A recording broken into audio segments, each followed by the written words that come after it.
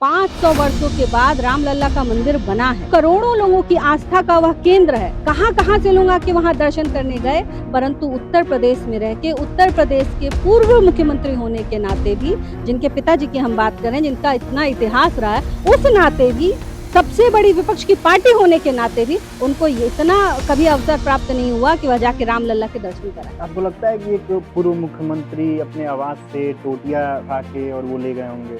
वो तो कहते हैं कि मैंने नोट करके रखा है, जब हमारी सत्ता आएगी तो हम इतने इतने लोगों पे कार्रवाई करेंगे। तो वह लगातार धमकी देते हैं कि हम आएंगे तो हम ऐसा करेंगे, हम आएंगे तो हम तुमको सिखा देंगे, तुमको समझा देंगे। और यह सत्य बात है कि जब भी समाजवादी पार्टी उत्तर प्रदेश में आई है, आम जनमानस को जितना ज्यादा प्रताड़ित वह कर सकती है करती है। क्योंकि आप विधायक हैं, जब विधायक के बेटी के साथ ऐसा हो तो आम जनमानस में क्या एक वो गया हो, प्रश्न गया होगा? यही तो बात है ना, सरकार द्वारा सुरक्षा भी है, तब ये लोग यह प्रयास कर रहे थे कि मेरे घर में ये फांद जाए। मुसलमानों से इतनी नफरत क्यों? हॉस्पिटल की बात होती है तो आप डिमांड कर देती हैं कि हम उनके लिए एक अलग बेड का व्यवस्था कराएंगे। संभल में भी आपने कुछ बयान दिया था जो काफी समय। देखिए, किसी की नफरत की बात नहीं है। मैं एपीजे अब्दुल कलाम का बहुत मैं उनको मानती हूँ, परंतु मुझे दिक्कत वहाँ और उन लोगों से आती है जो पाकिस्तान में बारिश होती है और यहाँ छाता लेकर खोल के और बैठ जाते हैं। पूरे विश्व में मैं डंके की चोट पर कह सकती हूँ कि कहीं भी किसी भी तरह का आतंकी हमला होता होगा तो 99.99% के हिसाब से वहाँ पर कुछ करने वाला कोई ना कोई मुसलमान है।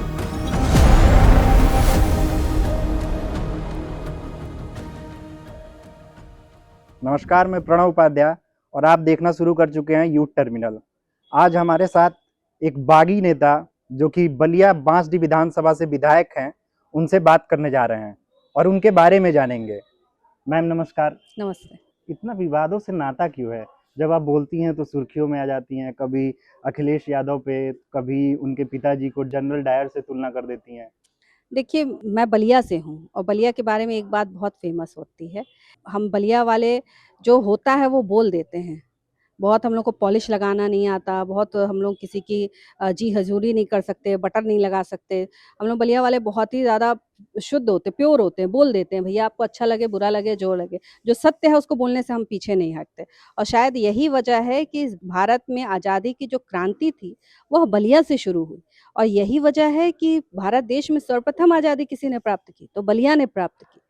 तो इतनी बड़ी-बड़ी जहाँ लड़ाइयाँ बलिया लड़ रहा था, तो भई बलिया की मैं बहू भी हूँ, बेटी भी हूँ, दोनों बलिया की हूँ। तो लेकिन संजय निषाद जी बलिया के लोगों को उन्होंने दलाल करार दिया, अंग्रेजों के नहीं, दलाल थे। ये बहुत ही खेदजनक बयान था, बहुत ही खेदजनक बयान था। और हम लोग ने सबने इसकी भर्त्सना भी की कि इस तरह का बयान जो है ये स्वीकार्य नहीं हो इस सकता पे कोई है। कार्रवाई नहीं हुई क्योंकि वो आज भी एनडीए समर्थित हैं और मंत्री बने हुए हैं और देखिए उन्होंने क पूरे जिले का नाम वो किया। नहीं, कार्रवाई करना, नहीं करना, ये तो देखिए पार्टी के शीर्ष का काम है, ये हम लोग का काम नहीं, हम लोग बहुत छोटे हैं। लेकिन बलिया और के नेताओं ने क्या किया? हाँ, बलिया के नेताओं ने भई हम लोग ने तो इसका जितना भी हो सके भर्त्सना हमने की थी और कहा था कि इस तरह का जो बयान है यह हम लोग हमारे बर्दाश्त के तो बाहर की बात है। हम अपने अपने ऊपर कोई भी आक्षेप ले सकते हैं, अपने परिवार के ऊपर कोई भी आक्षेप ले सकते हैं, पर अगर मेरी माटी, मेरे जिले के विषय में अगर कोई कुछ बोल के निकल जाए, यह तो बर्दाश्त से बाहर की बात हो जाती है। और वो भी हमारे इतिहास जैसा, बलिया के इतिहास जैसा इतिहास पाना तो गौरव की बात है। मुझे लगता है कि किसी को भी कोई भी इस तरह का बयान देने से पहले जानकारी लेनी चाहिए। उस आप इतना बड़ा बयान देने जा रहे हैं तो आपको जानकारी लेनी चाहिए थी कि आप क्या बोल रहे हैं। और मुझे यह भी लगता है कि मैंने पूरा बयान तो नहीं सुना, जितना उस समय चल रहा था मैंने उतना ही सुना। तो एक बार मैं भी ये चाहूँगी कि मैं पूरा बयान सुनूँ और ये जानूँ कि वो बयान पूरा था क्या और किस सापेक्ष में वह बोला गया और किस तरह वो बोला गया, क्योंकि उतना ही कटा हुआ मुझे बयान सुनने को मिला। एक और बयान उनका आया है। अभी बिहार में नीतीश कुमार जी ने एक मुस्लिम लड़की का बुर्का नीचे किया था, तो उन्होंने बोला कि इतना हल्ला करने की क्या ज़रूरत है? अगर वो कहीं इधर-उधर छू देते तो क्या होता? देखिए, वही मैंने कहा कि इस समय तो मैं थोड़ा व्यस्त चल रही हूँ, मैंने नहीं देख पाया जो आप बता रहे हैं। मैंने नहीं देख पाया कि क्या उन्होंने बयान दिया है और किस विषय पे बयान दिया है। तो मैं इस पे कोई टिप्पणी करूँ बिना जानकारी के, यह भी मेरे स्वभाव में नहीं है। जब तक मुझे पूरी जानकारी नहीं होती, मैं टिप्पणी करने से बचती हूँ। अच्छा, अखिलेश यादव जी को पिताजी को आपने जनरल डायर से तुलना क्यों की थी? मैंने देखिए किसी के पिताजी का नहीं किया था। तुलना। नेता का किया था। हाँ, मैंने किसी के पिता का नहीं किया था, क्योंकि माता-पिता सबके माता-पिता हैं, सबका सम्मान है। इस प्रदेश के पूर्व मुख्यमंत्री भी हैं, उस आधार पर भी सम्मान है। परंतु जब मैं याद करती हूँ, एक हिंदू होने के नाते जब मैं याद करती हूँ कि उन निर्दोष राम भक्तों को, जिनका कोई दोष नहीं था, और उनको आप कल्पना करें कि उनके परिवार पे क्या बीतती होगी। और अगर जो साथी इस पॉडकास्ट पे सुन भी रहे होंगे, नौजवान साथी, अगर उनका खून नहीं खौले इस बात पे, तो मुझे सोचना पड़ेगा कि गोलियां सिर्फ मारी नहीं गई, जो गोली लगने के बाद जैसे किसी के पैर में लगा, किसी के हाथ में लगा, जो जीवित बच भी गया था, जो जीवित भी था, उसको भी बोरियों में भर के और सरजू नदी में बहा दिया गया। इतनी नफरत, किससे इतनी नफरत थी और क्यों इतनी नफरत थी? इस देश में हजारों लाखों की संख्याओं में मंदिरों को तोड़ा गया, यह सत्य है। आज हर कोई हर जगह पूरा इतिहास, अब कहा जा रहा है ना, जहां खोदोगे वहां खुदा मिलेगा, जहां खुदा है वहां खोदो वहां ईश्वर मिलेगा, इस तरह की बातें चल रही है ना।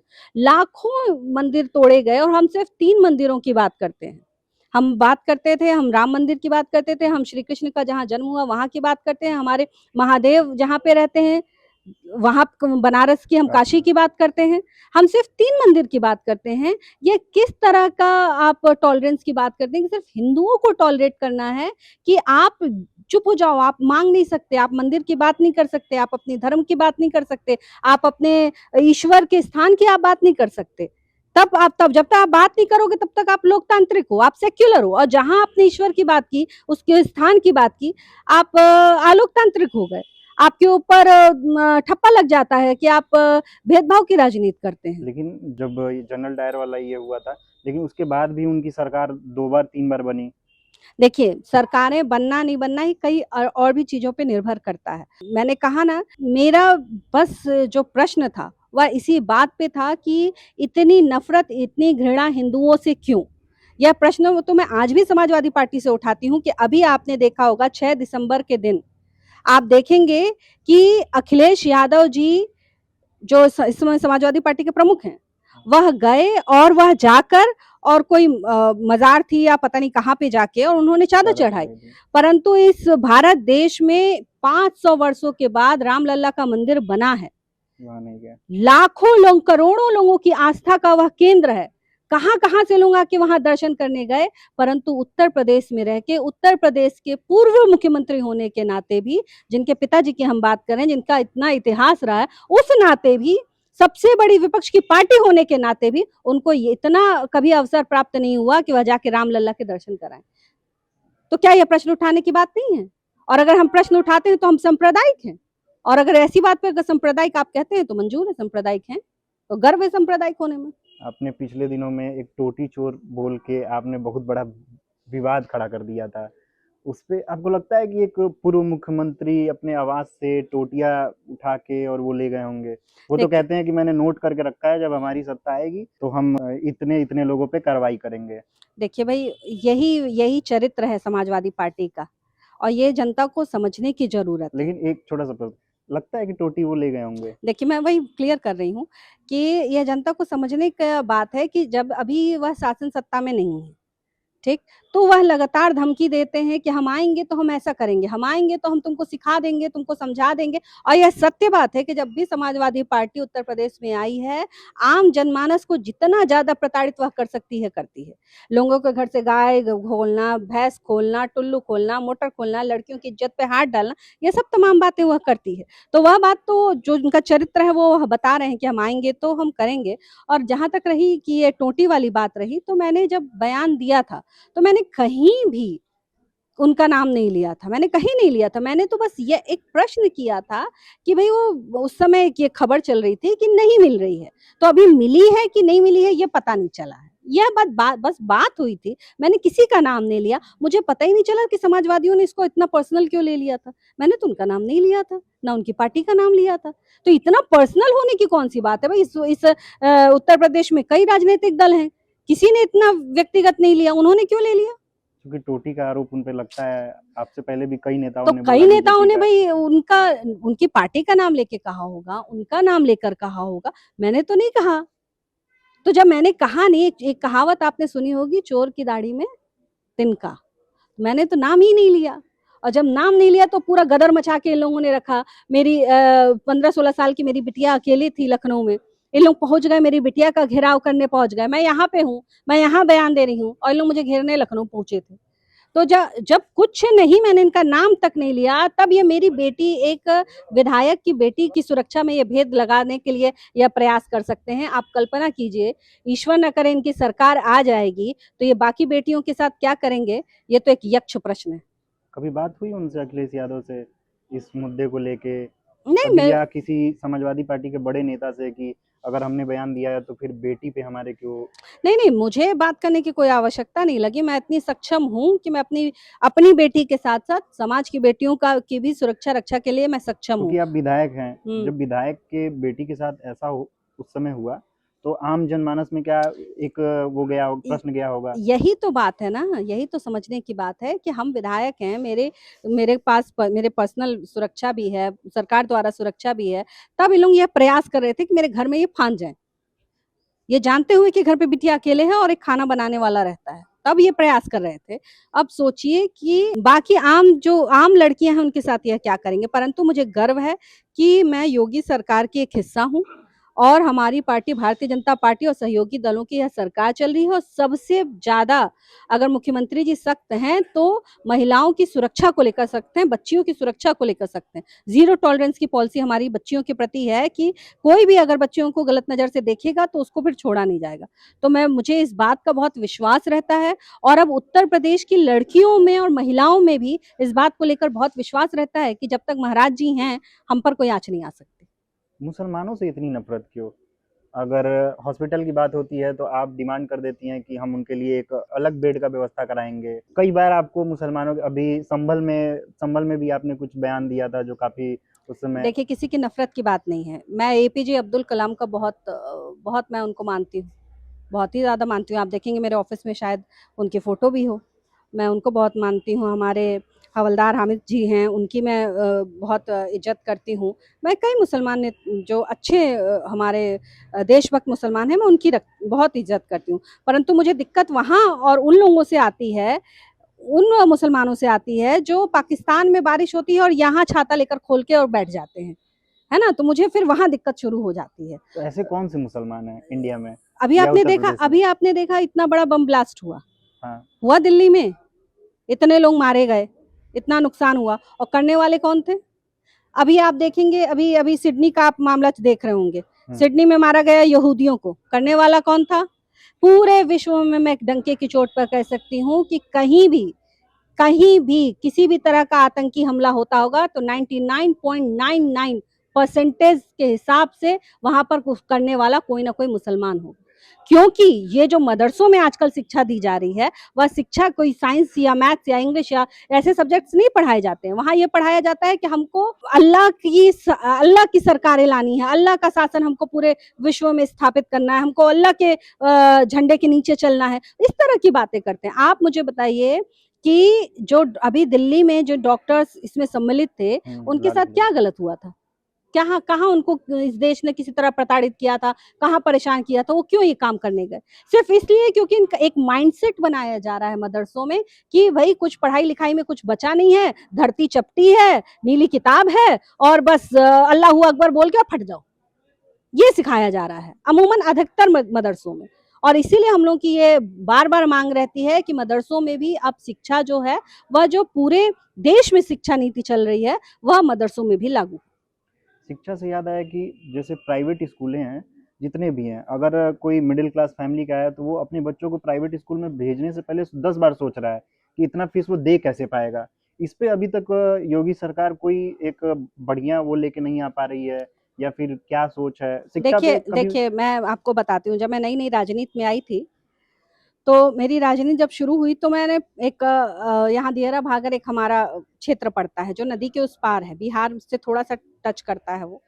तो वहाँ पे हम चले गए, भ्रमण करने के लिए। वहाँ पे हम गए और उस समय समाजवादी पार्टी के बेसिक शिक्षा मंत्री हमारे यहाँ विधायक हुआ करते थे।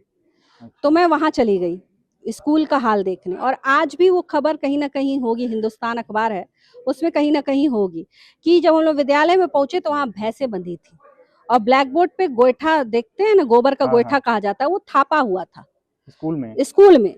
तो वहां से लेकर और आज उत्तर प्रदेश में हमने इतनी तब्दीली लाई है कि स्कूलों में, विद्यालयों में कायाकल्प के तहत पूरे विद्यालयों को हम लोग ने बदला है। आज अच्छी बेंचेस हैं, अच्छे टाइल्स लगे हुए, बच्चों के पास पढ़ने के साधन हैं, उनके खाते में डायरेक्ट उनकी ड्रेस के लिए, जूते मोजे के लिए पैसे जा रहे हैं, अच्छा मिड डे मील का भोजन लेकिन बना रहा है। प्राइवेट स्कूलों पे कोई अंकुश तो नहीं है। हमारा प्रयास है कि हम अपने जो हमारे सरकारी विद्यालय हैं उनको हम इतना मजबूत बनाएं कि प्राइवेट स्कूल की तरफ जो झुकाव है इस सोसाइटी का वो थोड़ा कम हो, और सरकारी स्कूल को हम मजबूत बनाएं और उसके लेकिन हम आधार पर उधर काम भी तो करें। एक्शन ले सकते हैं, ताकि क्योंकि अभी क्या है कि लोग प्रीफर करते हैं कि हमारा बच्चा प्राइवेट में ही पढ़ेगा।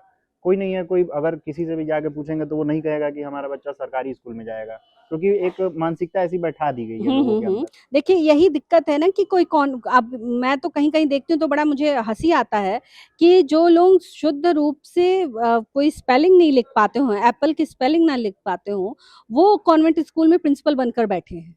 और तब भी हम सोसाइटी का माइंडसेट ऐसा है कि नहीं भाई वो ज्यादा बेटर होगा सरकारी से। तो इस माइंडसेट को भी हमको सुधारने की जरूरत है। और जहां तक रही प्राइवेट स्कूलों पे, तो जहां भी कंप्लेन मिलती है हाँ। उस कंप्लेन के आधार पर हम लोग काम करते भी। अभी कुछ रिसेंट कई विद्यालयों के नाम थे, मुझे याद नहीं आ रहा है, पश्चिम की तरफ के किसी विद्यालय की बात थी जहां पर इस तरह की फीस को लेकर बात हुई थी और उस पर कार्रवाई भी की गई थी।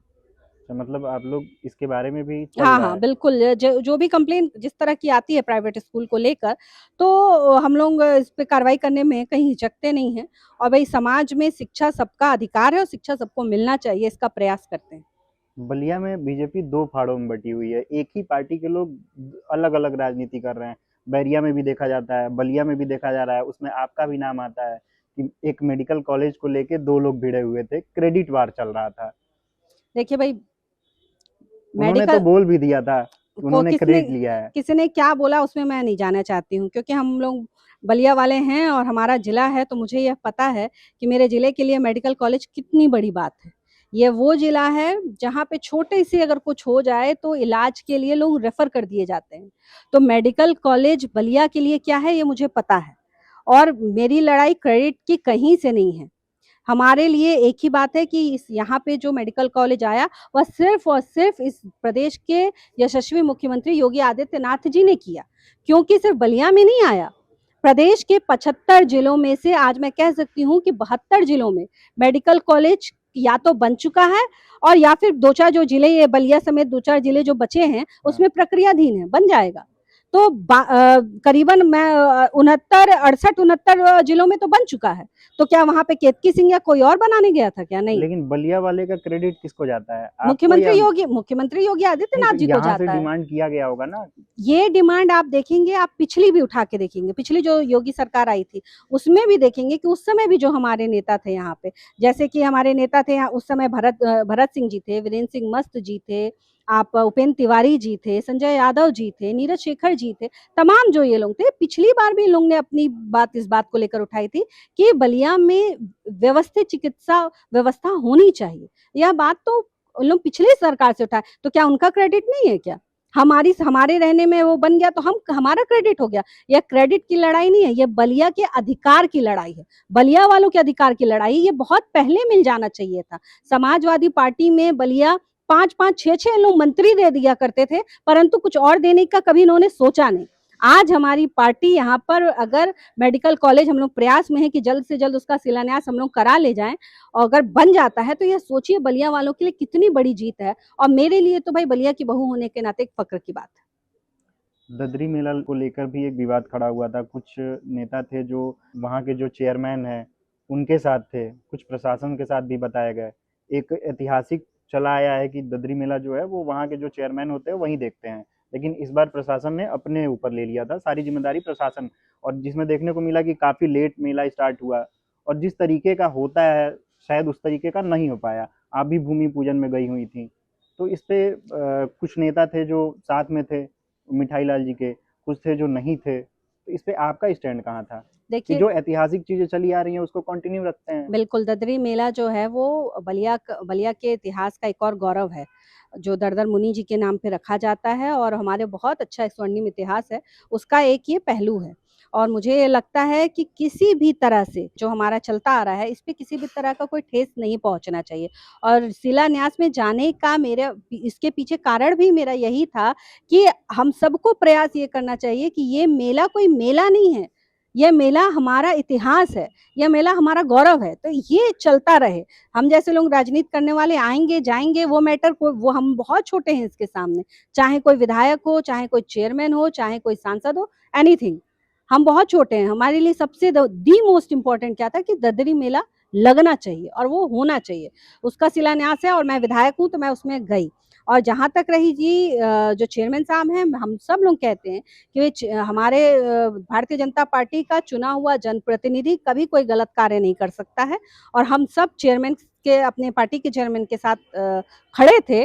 और मुझे नहीं पता कि टेक्निकल क्या इश्यूज चले उस समय, मुझे इतनी जानकारी नहीं हुई कि क्या टेक्निकल इश्यू चले, परंतु मैंने उनसे भी कहा, मेरी उनसे भी बात हुई और मेरे महाराज जी से भी बात हुई और डीएम से भी बात हुई कि भाई चेयरमैन जो है वो चुना हुआ जनप्रतिनिधि है और उसके अधिकार अलग हैं और उससे जुड़े हुए जो उसके फर्ज हैं वो भी हैं, तो दोनों मिलाकर चलना चाहिए। लगभग 4 साल हो गया है इस सरकार के आए हुए, आपको भी 4 साल पूरा होने वाला है।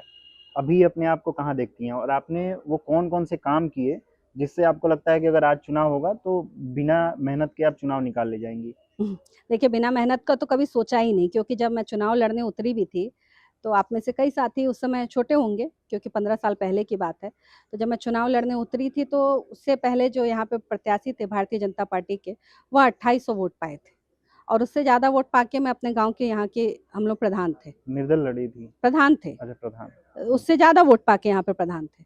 तो मुझे नहीं पता कि मेहनत तो हम लोग ज उस समय जब हमने पार्टी जॉइन की थी, तो उस समय से हम लोग सिर्फ़ मेहनत के बल पर ही चले आ रहे हैं। और मुझे इस बात को कहने में भी कोई गुरेज नहीं है कि मैं जिनके साथ लड़ रही थी, जैसे हमारे जो समाजवादी पार्टी के नेता थे, जो कांग्रेस पार्टी के नेता थे, वो बहुत वरिष्ठ नेता हैं और उनके सामने मुझे लड़ने का अवसर प्राप्त हुआ। तो मैं तो समाजवादी पार्टी के जो नेता हैं, मैं उनको कहती हूँ कि वह राजनीति की पाठशाला हैं। उनसे सीखना चाहिए, हम जैसे जो नए राजनीति में आ रहे हैं लोग, हम लोग को उनसे सीखना चाहिए कि राजनीति की छोटी-छोटी जो बारीकियाँ हैं, जिन पे वह काम करते हैं, वो हम लोग को सीख के और करनी चाहिए, कि राजनीति अलग है और वो सीखने वाली बात है उनसे। तो मैं स्वर्गीय बच्चा पाठक जी थे, वह भी 7-8 बार के यहाँ के विधायक, मंत्री तमाम चीज़ें रह चुके थे, वो उनके समक्ष भी मुझे लड़ने का मौका मिला। तो मैं बहुत सौभाग्यशाली अपने आप को मानती हूँ कि उन लोगों के सामने मैंने लड़ा और मेहनत तब से लेकर और अब तक जारी है। हम लोग लगातार मेहनत करते रहते हैं, परंतु कुछ चीज़ें मैंने विधायक होने के बाद जो की हैं, जिसको मुझे लेकर थोड़ा-सा सुकून मिलता है कि हाँ, मैंने कुछ किया है, अभी करना बहुत बाकी है, जैसे? पर कुछ किया है। उसमें एक तो ये है कि हमारे यहाँ जो है जब बाढ़ का मौसम आता है, जब हाँ। पानी गिरता है, बाढ़ आती है, तो अधिकतर क्या होता था, पहले आप देखते होंगे कि जितने गाँव के जो नदी के पास वाले गाँव के हाँ, लोग हैं, वह आके और बाँध पे रहना शुरू कर देते थे। हाँ, क्यों? क्योंकि उनके गाँव डूब जाया करते थे। कई ऐसे गाँव हैं जो कटान पे एकदम जिन अस्तित्व खत्म होने वाला था। तो मैं जब से विधायक बनी हूँ, मुझे लगता है कि मैंने कई गाँवों में बड़े-बड़े कटान के काम करवाए हैं, जिसमें आप खादीपुर देख लीजिए, आप सरवाड़ देख लीजिए, आप ककरघट्टी देख सकते हैं, आप अभी चले जाइए तो रामपुर देख सकते हैं। कई जगह पे हम लोगों ने कटान को लेकर काम किया, बाँध को लेकर काम किया, मजबूत ठोकर बनाने का काम किया और कई गाँव हमने सुरक्षित किए। तो इसको लेके मुझे बहुत अपने आप को लेके ये गौरव महसूस होता है कि देखिए गाँव से ही पहचान है। मैं कहीं भी चली जाऊँ, तो लोग मैं मुझसे कोई पूछता है तो मैं कहती हूँ मैं बलिया से, मैं रिटार से हूँ। हाँ। तो गाँव जो है वो पहचान है। तो किसी का भी गाँव पानी में गिर जाए, ये ना हो इसका हम लोग प्रयास करते हैं और मुझे बहुत गौरव है कि मैंने कई ऐसे मेरे प्रयास से कई ऐसे गाँव हम लोगों ने बचाने का काम किया है। परंतु वही मैंने कहा ना, संतोष अभी नहीं है, ये शुरुआत है, अभी और करना है। जैसे सुल्तानपुर का भी एक हमारा छोटा-सा है जगह, उसको हमको बचाना है। कई जगह है जिसमें थोड़ा-सा चाँदपुर है, उसको बचाना है, तो भी इस साल भी हम लोग प्रयास करेंगे। कई सड़कें ऐसी हैं, आप चले जाएँगे डुमरिया वाली सड़क पर आप चले जाएँगे, हल्दी से लेकर और आप हरपुर तक, हल्दी रोड से लेकर हरपुर तक, वह सड़क 30-35 सालों से नहीं बनी हुई थी। आप चले जाइए अभी बाजरी से लेकर और गौरी शाहपुर तक, वो सड़क 35 वर्षों से नहीं बनी हुई थी। बाजरी से लेकर बाजरी बाजार से लेकर आगे तक, वह सड़क 30 सालों से नहीं बनी हुई थी। ना जाने ऐसी कितनी सड़कें हैं, जो जो कभी बनी ही नहीं थी, उनको मैं मेरी विधायकी में, मेरे बाबा की सरकार में हम लोग बनाने का काम हम लोग चालू है, हो रहा है, बन रहा है। तो वह देखकर मुझे बहुत अच्छा लगता है कि एक अच्छी सड़क का जाल हम लोग पहुंचा रहे हैं जनता तक। परंतु अभी उसमें भी कुछ सड़कें बाकी हैं, जैसे मेरी खड़िया की सड़क है, वह इस साल मैं शायद कराने में सक्षम हो जाऊँ, वो मैं करा ले जाऊँ। कुसौरी की सड़क है, वह ठीक हो जाए। तो 2-4 सड़कें अभी बाकी हैं जो मुझे करानी है। मेडिकल को लेके आप लोग जानते हैं, मेडिकल हाँ। कॉलेज तो एक बहुत बड़ा चर्चा का विषय रहा, और उसमें मैं जोड़ना भूल गई कि भाई मैंने कोई क्रेडिट लिया दिया नहीं, मुख्यमंत्री जी ने जो दे दिया सो मैंने ले लिया। तो ये तो वही मुख्यमंत्री जी से जिसको लड़ना था उसको जाके मुख्यमंत्री जी से लड़ना था, मुझ जैसी महिला से लड़के किसी को क्या हासिल हो जाएगा। तो वही मेडिकल कॉलेज आप लोग देख ही रहे हैं कि उसमें हम लोग काम कर ही रहे हैं। रेलवे में आप देख सकते हैं कि सहतवाड़ से लेकर और रेवती तक हमने कई ट्रेनों का ठहराव रेलवे हमने रेवती कराया। से याद आया कि रेवती स्टेशन को हाल्ट बना दिया गया। बिल्कुल। वहाँ कई दिनों तक प्रोटेस्ट भी चल रहा था, हम्म। लेकिन बोला गया कि आपने सहयोग नहीं किया।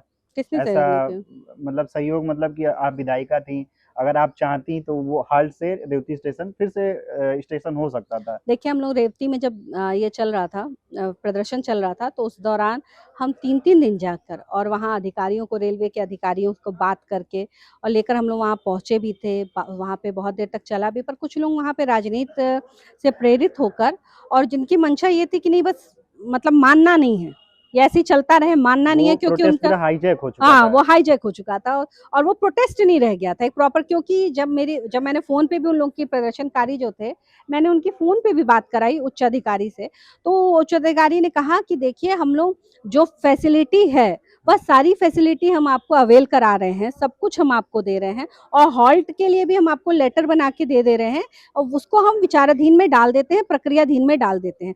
आज अगर पर एक इतना ऐसी डिमांड कि आज आप हम ये कह दीजिए कि नहीं ये हॉल्ट नहीं है, तो ये डिमांड अधिकारी पूरी नहीं कर पाए, और उस समय फिर हम लोग को लगा कि नहीं ये प्रॉपर अब जो है ये प्रदर्शन नहीं रहा, तो हम लोगों ने वहां से बैक कर लिया। तो अभी क्या स्थिति है वहाँ के हाल्ट से? नहीं, उसके बाद फिर वहाँ पे अभी के जो हमारे प्रेजेंट के सांसद हैं समाजवादी पार्टी के, वो और तमाम और समाजवादी पार्टी के नेता आए थे, और उन लोगों ने तमाम चीजें वहाँ पर बोल कर गए हैं। और मुझे लगता है कि रेलवे जो है वो सेंट्रल का मामला भी है, तो वहाँ पे जो सांसद हैं उनकी भूमिका ज्यादा हो सकती है।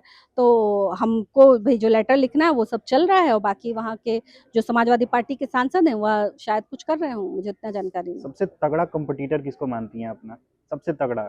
सबसे तगड़ा हाँ। मुझे लगता है कि सबसे तगड़ा कॉम्पिटिटर तो मैं ही हूँ। क्योंकि जब मैं अपने आप को पिछली बार देखती हूँ, पिछले सालों में और अब में, तो मुझे लगता है नहीं, अब मैं थोड़ी मेहनत कम कर रही हूँ, मुझे और बढ़ाना चाहिए। तो मुझे लगता है कि मैं तगड़ी कॉम्पिटिटर तो मैं खुद ही हूँ, कि खुद ही से मेरा नहीं ये नज़र हटता है कि मैंने पिछली बार क्या किया था, इस बार क्या नहीं किया, कितने दिन हो गए मुझे इस गाँव गए, तो मैं इन्हीं सब चीज़ों में पड़ी रहती हूँ। सवालों को आप घुमा दे रही हैं। नहीं, सवालों को कंपटीटर मतलब सामने आप किसको मानती हैं? बताया तो खुद ही को, मैं खुद से जब पार पाऊंगी तब तो मैं किसी और को नहीं, देखूंगी। कोई तो होगा और ऐसा, आपने सोचा होगा कि हाँ ये आएंगे तो थोड़ी सी लड़ाई। नहीं, मुझे लगता है कि हमारी सरकार योगी आदित्यनाथ जी के नेतृत्व में, और विशेषकर हम देश में जिस तरह नरेंद्र मोदी जी के नेतृत्व में, अमित शाह जी के नेतृत्व में जिस तरह सरकार चल रही है, और जिस तरह हर छोटी बड़ी पहलुओं पर हमारी नज़र है, और जिस तरह हम काम कर रहे हैं, मुझे लगता नहीं कि अभी आपने बिहार में भी देखा होगा। अगर आप हाँ। बताइए बिहार में आप किसी नेता से पूछते तो बेचारा बरियाई है ना किसी का नाम लेता, कहाँ था? कोई कंपटीशन आपको बिहार में नज़र आया? वही सेम चीज़ उत्तर प्रदेश में होने जा रही है। आज मैं आपको भविष्यवाणी कर रही हूँ कि कोई कंपटीशन नहीं, कंपटीशन भारतीय जनता पार्टी का स्वयं भारतीय जनता पार्टी से है। हमें ये कंपटीशन अपने आप से बना के रखना होगा, क्योंकि जनता को बहुत अपेक्षाएँ, जनता समाजवादी पार्टी से कोई अपेक्षा नहीं करती, किसी अन्य दल से कोई अपेक्षा नहीं करती, अपेक्षा करती है किससे? भारतीय जनता पार्टी से। तो उसके कार्यकर्ता को वह डिसिप्लिन में देखना चाहती है, उसका आचरण देखना चाहती है, उसकी बोली देखना चाहती है। तो जनता की बहुत सारी अपेक्षाएं भारतीय जनता पार्टी से हैं, और हम सबको जनता की अपेक्षाओं पे कैसे खरा उतरें, इस पे काम करना चाहिए। रेवती में किसान कल्याण केंद्र था, जो मानसिंह छपरा शायद शिफ्ट कर दिया गया, अगर मैं गलत नहीं हूँ तो। नहीं, वो तो वापस रेवती आ चुका है। मैं खुद गई थी उसके उद्घाटन में, मैंने खुद उद्घाटन नहीं, किया था। खबर तो यही है कि उसे वहाँ शिफ्ट कर दिया गया है, चूंकि रेवती तो कई गांव को कनेक्ट करता है। नहीं, ये कंप्लेन मेरे पास आई थी और मान सिंह छपरा का नहीं आया था। मुझे लगता है कि यह कंप्लेन सहतवार को लेकर आया था कि वह उठ के सहतवार आ गया है या समथिंग कुछ ऐसा आया था, और यह बात 1 महीने पहले की है। नहीं, मान सिंह छपरा का है, और ये भी है कि वहाँ बनाया जा रहा है पूरा। पर अभी तो हम उद्घाटन करके आए हैं, मुझे ये पता है 20-22 दिन पहले। कहाँ, रेवती? हाँ, रेवती हम गए थे, किसानों का हमने गेहूँ भी खरीदवाया था, धान भी खरीदवाया था। तो ये तो हम स्वयं करा के आए हैं। तो आप किस विषय पे बात कर रहे हैं, मैं उसका संज्ञान ले लूँगी। अगर ऐसा कोई विषय है तो कुछ मैं संज्ञान ले लूँगी। रैपिड फायर प्रश्न है जिसमें सिर्फ एक नाम लेना है आपको, सिर्फ एक नाम, यहाँ टाल मटोल मत करिएगा। Let's try. बलिया में आपके हिसाब से सबसे बेहतर नेता अभी के समय में कौन है? योगी आदित्यनाथ। बलिया में? हाँ, क्यों बलिया के नहीं है? वो तो प्रदेश के मुख्यमंत्री हैं। नहीं तो बलिया, जो बलिया के राजनीति में अभी चल रहे हैं। उन्हीं की वजह से तो हम सब राजनीति कर रहे हैं। आपने फिर इधर कर दिया। प्रदेश में आपके हिसाब से सबसे बेहतर अभी के समय में नेता कौन है, योगी आदित्यनाथ को छोड़ के? अब आप ऐसा प्रश्न कर लेंगे कि हम लोग क्या बताएं। नरेंद्र मोदी जी इस समय वह प्रदेश के ही, मैं आपको बता रही हूँ कैसे, क्योंकि वह बनारस के सांसद हैं। तो बनारस के सांसद होने के नाते वो उत्तर यहाँ भी प्रदेश के आपके, नेता हैं। तो मैं उसको कह सकती हूँ अच्छा श्रीमान ठीक है। नरेंद्र मोदी जी। देश में आपके हिसाब से सबसे बेहतर नेता कौन है, प्रधानमंत्री और मुख्यमंत्री को छोड़ के?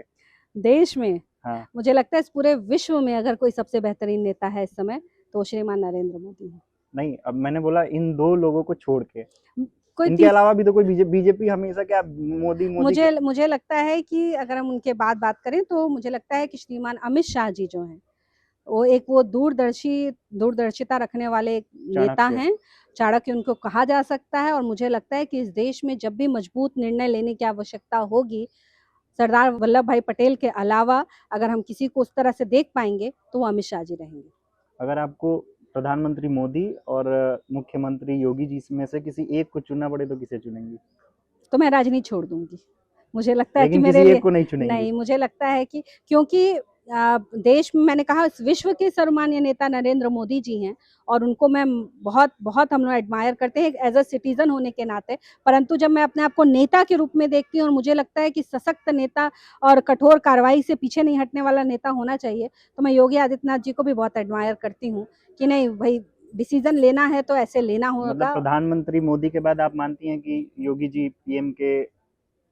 नहीं, पीएम बनाना नहीं बनाना अभी आप हमारी पार्टी का निर्णय देख ही रहे हैं। राष्ट्रीय अध्यक्ष किसको बनाना है, ये अचानक से हमारी पार्टी में आता है, तो मैं इतने बड़े शब्द नहीं इस्तेमाल करती कि किसको प्रधानमंत्री बनना है और किसको नहीं बनना है। लेकिन पर जब मुझे यह लगता है कि अच्छे नेताओं की एक बहुत बड़ी सूची भारतीय जनता पार्टी में है। और हमारे यहाँ ये नहीं है कि राष्ट्रीय अध्यक्ष भी एक ही परिवार का, प्रदेश अध्यक्ष भी और जिला अध्यक्ष भी, ब्लॉक अध्यक्ष भी और गाँव का अध्यक्ष भी एक ही परिवार का बने, ये हमारी पार्टी में नहीं है। हमारे पास बहुत कार्यकर्ता हैं और सब अच्छे कार्यकर्ता हैं, जिसको पार्टी जो भी भूमिका दे वो 100% निभाता है। चलते चलते एक आखिरी प्रश्न, आप अपने विधानसभा के जितने भी लोग हैं, आपके कार्यकर्ता हैं या आपके वोटर्स हैं, जो वोटर्स नहीं हैं, उनके लिए कुछ ऐसा संदेश जो आप आगे आने वाले चुनाव में करना चाहेंगी, या बच गया हो इस विधानसभा में, इस मतलब चुनाव में नहीं कर पाई हो, अभी मन में चल रहा है कि ये चीज़ रह गया है?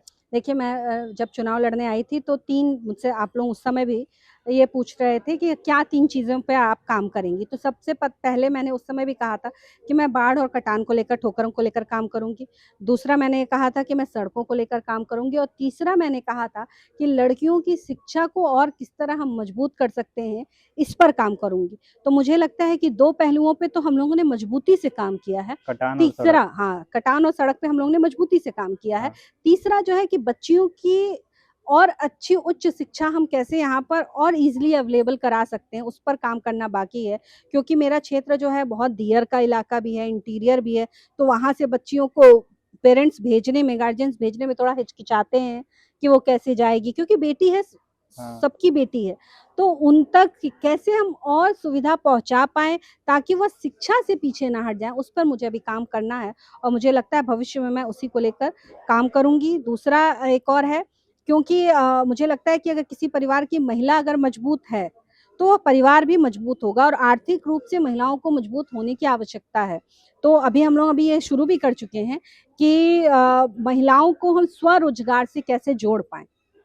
वो मैंने शुरू किया है। अभी लघु उद्योग के साथ अभी कई हमारे गाँव में हम लोग ये प्रयास कर रहे हैं कि लघु उद्योग से हम महिलाओं को जोड़ें। जैसे बिंदी बनाना हुआ, फॉल लगाना हुआ, सिलाई मशीन दिलवाना हुआ।